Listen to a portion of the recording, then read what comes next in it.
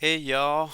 All right, so we're going to talk about how to access some things if you found out you were a winner for one of the boards, right? For one of the Army ROTC high school scholarship boards. All right, so here you see all the different selection statuses there. I'm talking about the winner status. So that's what we're getting after today. Some of the things over the years, the questions that I've gotten, this is where I'm coming in and helping you all out as students, families, etc. Whether you're picking one of my universities in the Milwaukee area or not, I'm here to help, and I really hope this does help y'all with some stuff. So what are we talking about? We're talking about 4-year winners, 3-year advanced designee winners, or 2-year military junior college winners. Okay, 4-year winners, easy, all 4 years, got it. 3-year advanced designee, really what that means is you don't sign your contract till your sophomore year. There's a trial period for you to get qualified, all of that. There's more information about that, but really the bottom line is you're not eligible to sign your Army ROTC scholarship till your sophomore year, assuming you meet all the requirements, all of that, but that's your second year in Army ROTC as a MS Military Science 2 sophomore. Okay, so that's what the 3-year advanced designee it would cover if you're qualified, you sign all of that. It would cover your sophomore, junior, and senior year. Okay, 2-year military junior college. That's you going to a 2-year military junior college, and um, the scholarship would cover that. So let's get into it. Where are you going to find the information that you need? So the great, you found out that you're a winner. Okay, so what are some of the next steps? Well, this is where you'll go to the file upload. And in the file upload, what you're going to find is in here, you're going to find some documents. The document that we're looking for is the winner letter. Okay, so I'm bringing in my created winner letter, right? Because I didn't win one. And you'll see this, right? A 2-page document telling you, hey, congratulations, which let me congratulate you now. You put in the work during high school, and between the leadership, the scholar, the academics, the um, uh, really all those things, the test taking, extracurriculars, right? Being an athlete, all those different things. Good work, right? And the Army has recognized you. So what you'll see when you're reading through this is you may get an offer to one school, two schools, or three schools. All right, and as we go through, you'll see here action is still required on your part. Right, carefully read this and follow the winner instructions located in additional information link, and I'll show you where that's at here in a minute. So you're reading through this, you're understanding this. It talks about right choosing what school you want, right, accepting the scholarship, and potentially transfer requests. I'll talk about that a little bit later. Medical examination, the cadet fitness test, and the height weight standards and the obligation. So then you go to page 2, and this is where you're selecting which school you want to go to. It gives you a deadline. You got to upload it to your application, right? Upload this form to your online application no later than this date. So if you're a third board winner, it's going to tell you that. Being that this is the second board had just passed, this is where I'm communicating this to you all. All right. So at this point, you'll pick which one you're interested in. All right, you're trying to decide. Oh, you pick the one, you mark it off, you read through this, you sign it, date it, your parent guardian signs it and dates it, and you upload it. Some questions that I'll get is, oh, I'm waiting. I'm waiting to get admitted into Marquette. Maybe I'm waitlisted, or I didn't put an application in, and I'm waiting. It maybe the school has rolling admissions and I'm waiting to get admitted. So at that point, you have this deadline.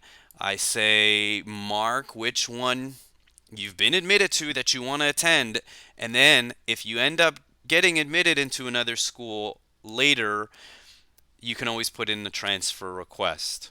Or if you get an offer to a school that's not listed here, mark the one you'd like to go to if a transfer isn't approved, and then go ahead and put in a transfer request.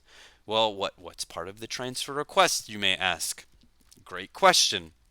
It comes to looking in the winner instructions, right? That's where we're going to go to, and that is where we go to additional information, like the memo in the form said, and we go down to scholarship winner letter. And this is where we're looking at. So a point I want you all to hone in on here is it says school year 2020-2021. For you all, it's going to be 2021-2022. So just know that when you're looking through and reading this, there may be a year that may be a little bit off somewhere. Okay, so when we look here, it says fall 2019. Really, it's fall 2021. Okay, so I just want to make sure we're on the same page there. Talk about transfers. Here it talks about the transfer request. This is where um, what, well, it gives you a little bit there, but you would come over here, and this is where you're going to go ahead and, where is it? Transfer request. I had to just type that in real quick. And it outlines what that all looks like. Here you are, right? Request to transfer your scholarship. And follow this, and you'll be all right. Okay, so we talked about transfers. Yeah, what does the scholarship cover? How much are you getting? Right, all these things are great things, and these are things we can talk about. If you have questions, you can jump on one of the Zoom sessions or one of the Zoom calls that I have or that I offer, and I walk through students and parents to make sure that they understand these different things. All right, so step one, right, as I mentioned already earlier, is here. This is step one: picking your school, selecting it, signing it, dating, and uploading it. Making sure that you're doing that before the deadline so your scholarship doesn't get pulled, right? Okay, step two would be to get medically qualified. Now, some folks are already going to be medically qualified if they went through one of the academies. Applying for an academy, you would have gotten medically qualified through DOTMER, Department of Defense Medical Evaluation Review Board. If you're qualified through there, then you're good. If your application through that is still underway, you can still work through that at this point. But once you're stamped approved through DOTMER, through that process, if it was an academy, whether it was West Point or any of the other ones, that's okay because it'll transfer over with Army ROTC as well. There's a process for that, and I'm not going to cover that here. All right. If like most folks that are listening in haven't applied for any of the academies, then what you're doing is you're reading. Again, we're going back to the additional information page, right? There's a pattern here as we're looking at this additional information. There's a lot of good information here. This is why it's in here, right? To help you all out. So now this is where you go to medical examination .merb, and this is step two of what you want to do. Now you want to go ahead and go through this process. The great news is you don't have to pay for these initial appointments. Now, if after the initial appointments there's additional information medically that may be needed, then at that point you may need to see a specialist or get somebody to address any of the concerns that DOTMERB would have brought up as part of your medical history or past or something like that. So again, the initial appointments you're going to schedule and you're going to do all of that. Here again, it shows you, it talks through it, it walks through it for you and with you. So I'm just helping you all kind of piece together the information. Okay, and then the last thing I want to hit on for this, because I don't want this to be very long. We're already at like that 10-minute mark. Is just this is the passing the physical fitness test. Okay, so the Army physical fitness test is no longer around. So what do we have? We have the Army combat fitness test. Well, that's not something that you're going to be using for contracting. At this point, the guidance is, and as of November 23rd, right, signed by the commanding general, right? We see the 2 pages here of the memo. When it comes to contracting, so this is going to be for 4-year winners, right? Because again, 3-year winners, when do you sign your contract? As soon as you're medically qualified and you meet all the other requirements, it's your sophomore year.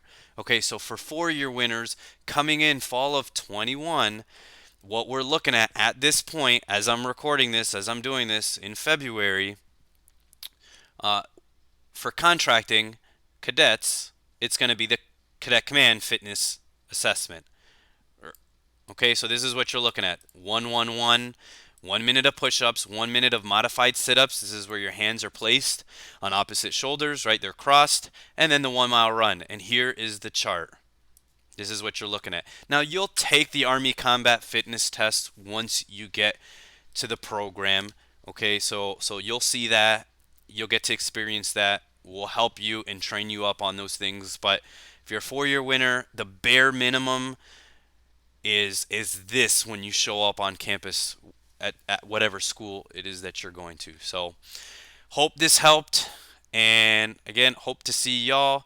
This is the Golden Eagle Battalion in Milwaukee, and hope to see you and talk to you soon. Bye.